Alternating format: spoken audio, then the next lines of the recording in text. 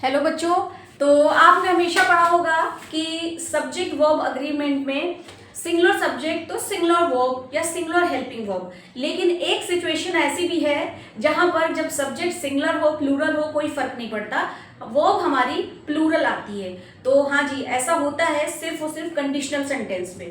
तो conditional sentence का ये पार्ट 2 है और इसमें हम सेकेंड टाइप कंडीशनल सेंटेंस और जो दूसरी तरह के तीसरी थर्ड टाइप के हैं वो हम डिस्कस करेंगे। तो आइए देख लेते हैं कि क्या हो रहा है। तो सेकेंड कंडीशनल सेंटेंस, ठीक है। तो इसमें हम जब बात करते हैं तो इसमें बात होती है अनरियल, इमेजिनरी, ठीक है। यानी कि अनरियल यानी जो कोई चीज नहीं हुई है या नहीं होने वाली है, ना होने वाली चीज को बताया जाता है। तो आइए देख लेते हैं। शॉर्ट में पहले मैं बता देती हूं। इफ आई वर अ फेरी, ये देखिए, काश मैं एक परी होती। देखिए ये इस तरह के सेंटेंस होते हैं जो इफ से तो शुरू होते हैं क्योंकि काश आया है, या फिर अगर से भी शुरू होते हैं तो अगर के लिए भी इफ ही आता है। आई वर, यहां पर आप देखिए आई वर, आई के साथ क्या लगता है, पढ़ा होगा आपने वॉस, लेकिन यहां पर वर लग रहा है। तो ये वर कब लगता है, जब सेंटेंस में इमेजिनेशन होता है। कब, सेकेंड टाइप जो कंडीशनल सेंटेंस होते हैं यानी शर्त प्रकट करने वाले होते हैं। जैसे मैं बोलूं अगर मैं एक परी होती तो मेरे पंख होते, गेट दिस।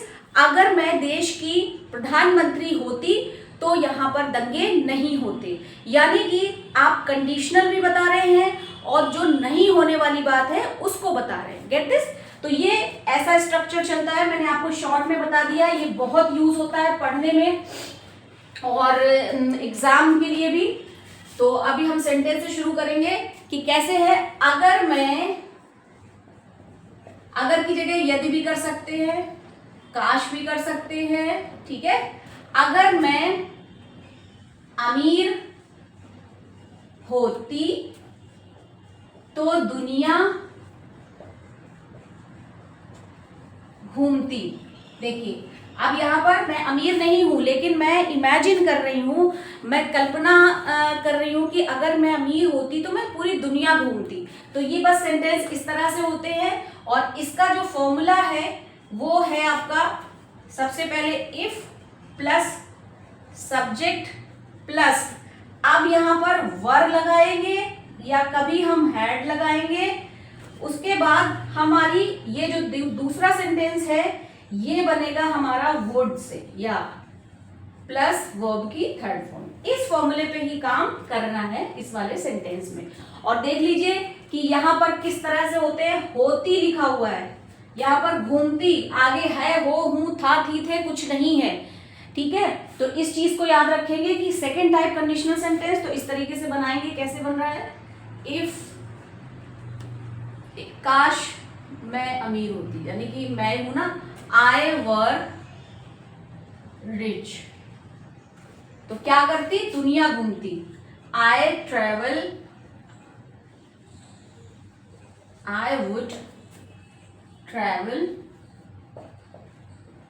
द वर्ल्ड,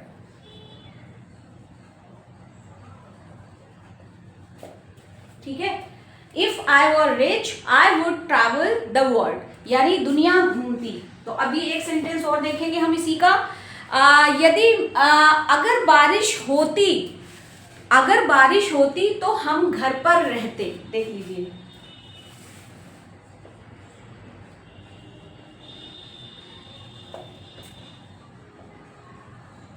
तो हम घर पर रहते, ठीक है।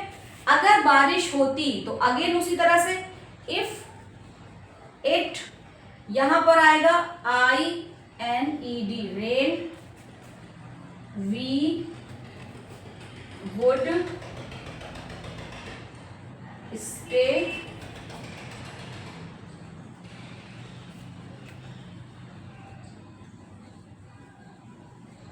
Eight home. ये देखिए सेंटेंस इस तरह से बनेगा, अगर बारिश होती तो हम घर पर रहते। If it rain we would stay at home. ठीक है, यानी कि ये वाला मैंने यहाँ पे बताया ही है कि यहाँ पर जो है आपका ये जो चीज है, यहाँ पर आप ये लिख सकते हैं कि पास्ट सिंपल या इंडेफिनिट। ठीक है, तो सिंपल पास्ट में हम किसका यूज करते हैं, वॉज और वर का करते हैं, तो यहाँ पर वर आ रहा है, तो ये चीज देखें। और यहाँ पर एक चीज और याद रखें, अभी मैं बताती हूँ आपको इसमें। देखिए जब कभी एरर अगर आपके बच्चों के में आएगी तो यहाँ पर वो क्या कर देगा, विल दे देगा। लेकिन अब आपको याद रखना है कि एक ही सेंटेंस में एक सेंटेंस फ्यूचर का हो, एक पास्ट का हो, ऐसा नहीं होता है। अगर फर्स्ट वाला सेंटेंस आपका पास्ट इंडेफिनिट है तो दूसरा भी पास्ट में ही होना चाहिए। पास्ट का मतलब अगर जब बोलते हैं तो क्या बोलते हैं, सेकेंड फॉर्म ऑफ वर्ब, यानी कि अगर रेन्ड है तो वुड होगा यहाँ पर, ना कि यहाँ विल आएगा। ये चीज याद रखिए। अब एक सेंटेंस से और समझेंगे हम। सेंटेंस है अगर मेरे पास कार होती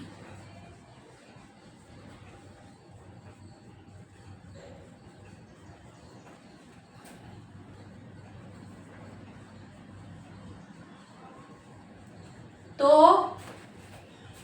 मैं रोज स्कूल जाती। देख लीजिए, अगर मेरे पास कार होती, यानी इमेजिन बात है, कार होती तो कैसे बनाएंगे, इफ आई हैड, या that's a good.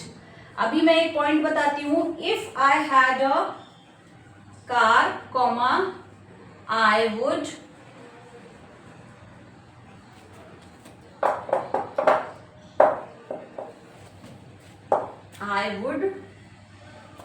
go to school daily। ठीक है, तो ये सेंटेंस इस तरह से बन रहे हैं। तो थोड़ा सा इधर आ जाएं। मैंने यहाँ पर फॉर्मूले में इसीलिए लिख दिया था कि आप वर्ब के साथ जो है हैड भी आएगा। तो देखिए वैसे मेरे पास कार होती, आपको ऐसा लग रहा होगा कि प्रेजेंट में है। अगर मेरे पास कार होती तो मैं मार्केट चली जाती, आपको ऐसा लग रहा है कि प्रेजेंट की बात है। लेकिन आप ये भी तो देखें ना कि यहाँ पर ये वुड आ रहा है, और जब ये सेकंड फॉर्म है यानी कि पास्ट की बात को कर रहा है तो यहाँ हैड आया है, ना कि हैव। तो यहाँ पर आई हैव अ कार ना होके I had a car, if I had a car होना चाहिए। ठीक है, तो ये चीज भी बहुत अच्छे से आप समझ लें।